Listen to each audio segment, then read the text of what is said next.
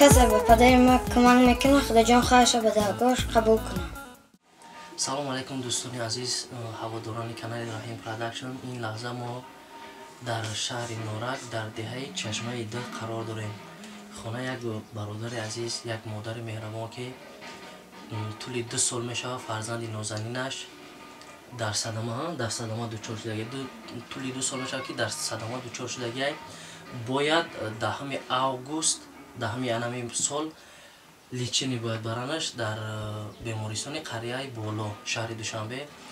با اون سببایی که این مادر عزیز این فرزند جگربندی خود را و این فرزندی که پیش از 2 سال با پای خود راه میگشت، پیش فرزندای نازنینش می آمد، پیش اویلای نازنینش می آمد، پیش مادر نازنین می آمد، این حال در روی جگه حتی نمیشناسه که پیشش کی میاد، گپ زده نمیتونه، خوراک خورده نمیتونه.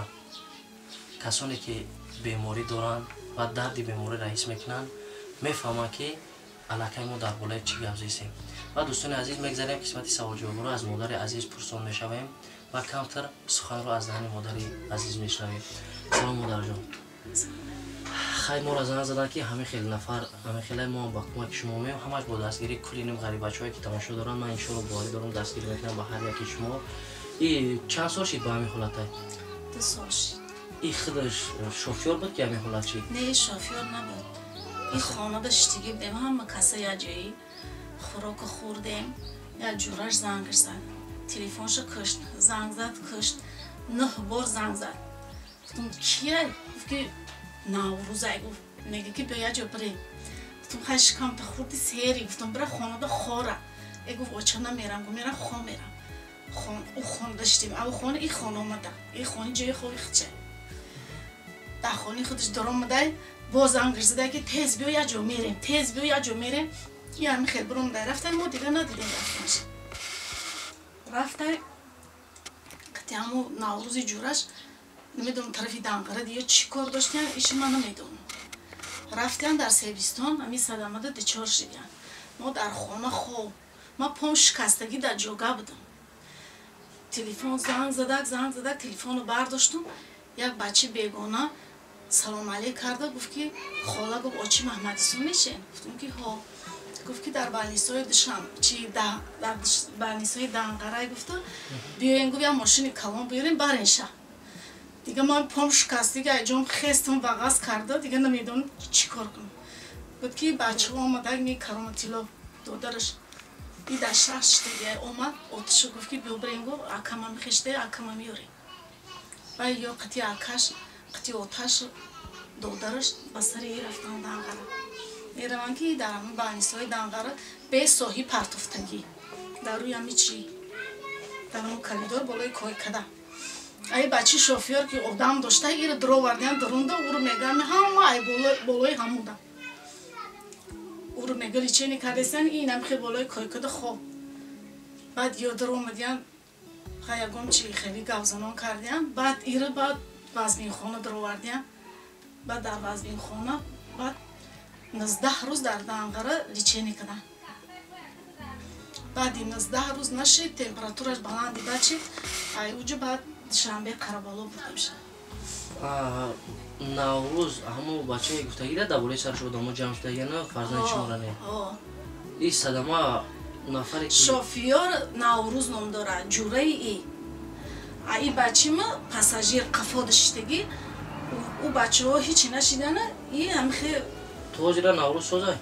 نوروز سوزه ها. فقط همو اکیپاژ پساژیر فقط فرزند شما 4 کس هم یا اکیپاژ فقط بچه ما همی خشده. ما نمیدونیم که در دنیا یگان یاردم میکنن توجه را؟ یک بار در همی بلنیسه یاردم کرده. در بلنیسه دوشنبه یک باری دیگه بلنیسه دوشنبه نایی به نزدیکی خاکنی بردیم شد. خودمان تلفن کردیم شد. تلفن کردیم آتش دکی ما رو یاردم کنیم. ما دیگه مبلغ نداریم که میره دکتر بریم. 3 روز پس با 3000 آورده داده. 3000 سومانی. 3000 سومانی بود درام داری بالنیسه تموم بشه.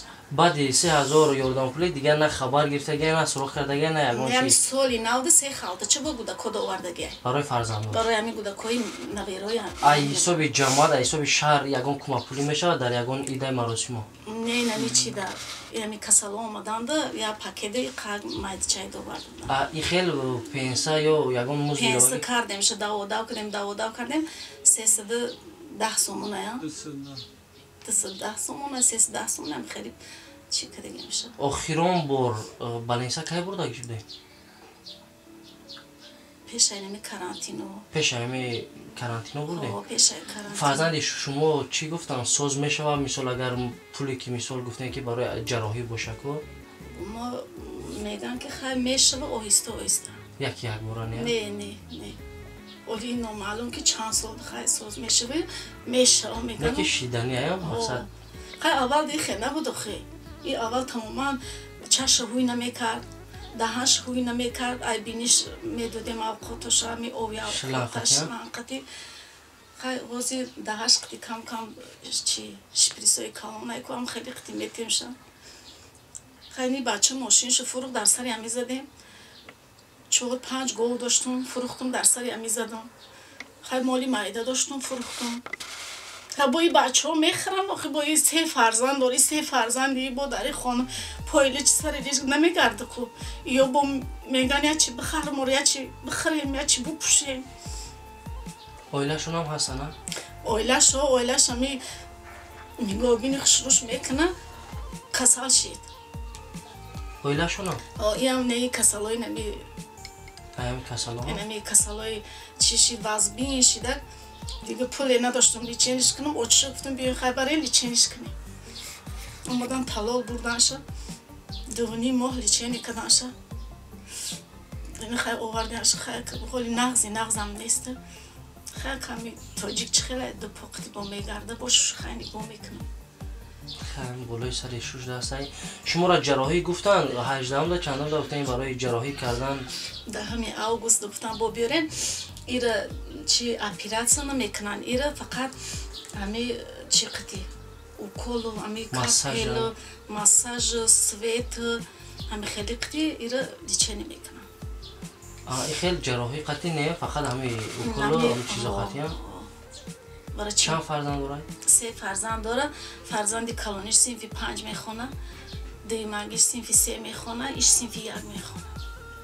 مکترا باره همشون؟ همی سال مکترا دیدین دوستان عزیز یک فرزنده خورده نگاه بینید چقدر خینه که یک فرزندی کلونه با 3 فرزند دیگر داره نیز آیله نازنینشون هم همینجا داره خینه یک نفر هم در آیله کار کردن خینه دوستان عزیز کسانی که بیمار دارن کسلی دارن دردی کسلی دارن میفهمن کدومی که یگان فرزندش مثال اکشای دادرشای در یگان ملک غریبی در ترمای در جایی هایی که باشه عذاب زندگی را دیدگی باشه میفهمن دوستان عزیز همین مادر همین اکای نازنین به خاطر این فرزندکای نازنینش به خاطر آیله نازنینش که طول 2 سال میشود ترکی همین خانه برادر نکرده که 2 سال در برای جگه بود اگر امکانیت باشد هرگز ذره هم باشد کمک خود رو دریغ ندارد چون که ایام روز گریشایی که میگذرانه ایام با کنکورسای میگذرانن در لعنت خدا گرفتار میشن بیاین دوستان عزیز 1000 روبل 10000 روبل 100 روبل 5 روبل در همین کارتای مادر عزیز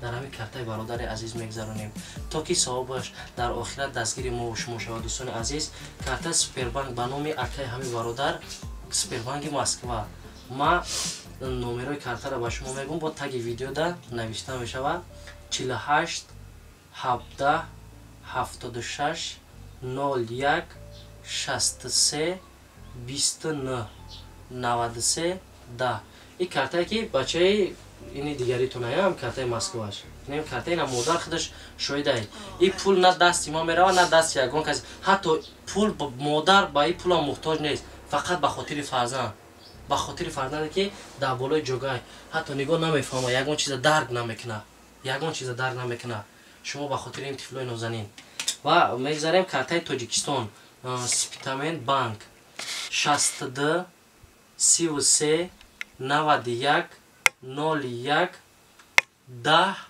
65 58 04 اینم دوستان عزیز کسانی که اکثریت آدم را میدونن که در سپربانک مسکو گذراندن خوبتر است قلایتر است و کسانی که در سپیتامای بانک تاجیکستان میتونن گذراندن التماس میکنم کمک کنین کمک خود دریغ نداره ان شاء که در نامه هر یکی ما خداوند مهربان قبولش میکنه و ثبتش میکنه.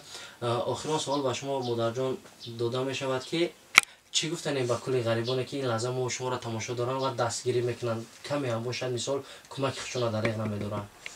خدا فرزندای راهداری را خدا نگهبان شوه عمری درستی هستن تنی صحتیشونه وقتی خشونتیه خدا جان ساق دنیا رو تنجی کنه ساق سلامت به وطن خشون بر بگردن خدا جان همی کمکی که ماده میکنن